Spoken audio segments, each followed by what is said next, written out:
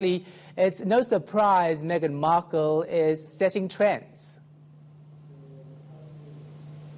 I think that's right. No surprise at all. Of course, we've seen similar when it comes to the Duchess of Cambridge, Kate, William's wife. When she wears a dress or a coat or a pair of shoes, they tend to sell out very quickly indeed, wherever she's pictured wearing them around the world. And the royal family are very aware of the effect that they can have in this regard, and therefore the garments that they choose to wear when they go on their public engagements are often chosen very carefully indeed. There's often a reason behind those choices. You mentioned ethical choices, but there's also British designers are often chosen to try and boost the UK fashion industry.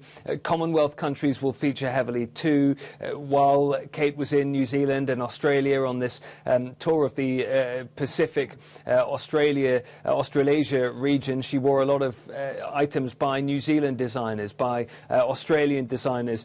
She can also, of course, boost causes that are close to her heart when it comes to charity work. Of course, she wore one item recently, a handbag that had been designed by someone who'd been through the Prince's Trust, which is that organisation here in the UK, set up by Prince Charles back in 1976 to help underprivileged youngsters, and she knew that would boost that young designer's career. So there are lots of ways that Meghan Markle can have an effect with the items that she wears, and she knows that very well indeed. Yeah, and of course it's not just about fashion trends, it's also leading to job creation in other countries.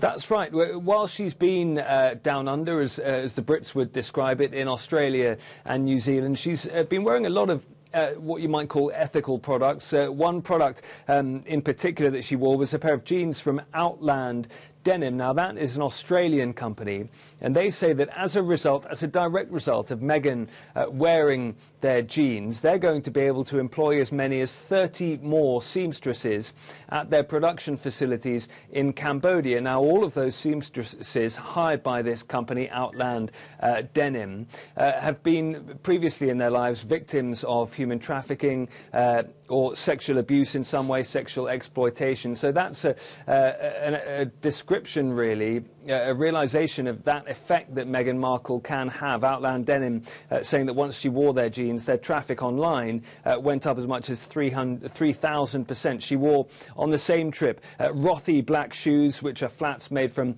recycled plastic water bottles, sneakers made from wild rubber. She wore various other eco brands. So she really does feel that she can have an effect in helping change people's lives with the things that she wears on these foreign tours and on her engagements here in the UK, because she knows she's so closely watched, and not only is she the wife of Prince Harry, of course, she's a senior member of the royal family, but she came to the royal family with a heavyweight career, acting career behind her, already a very photographed woman indeed. She knows the power that she can have. Yeah. So tell us about the Markle effect. Any different to the Diana effect? What are fashionistas saying in that regard?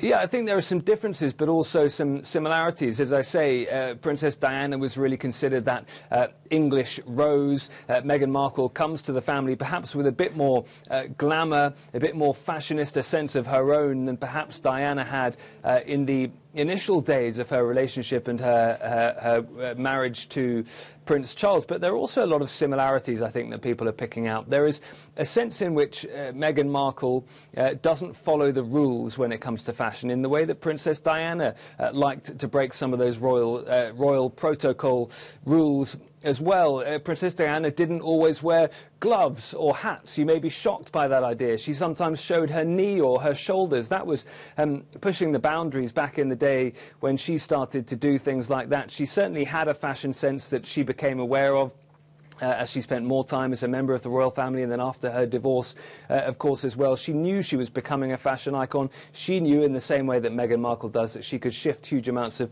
products off the shelves. So there are similarities and also differences, and I think that applies to Kate as well, the Duchess of Cambridge. She knows that she's had an effect that Meghan is now having on the fashion industry here in the UK, but also further afield. So all three of these very well photographed, very well known women have had similarities and differences in terms of the effects they've been able to have on the fashion industry and what they've been able to wear.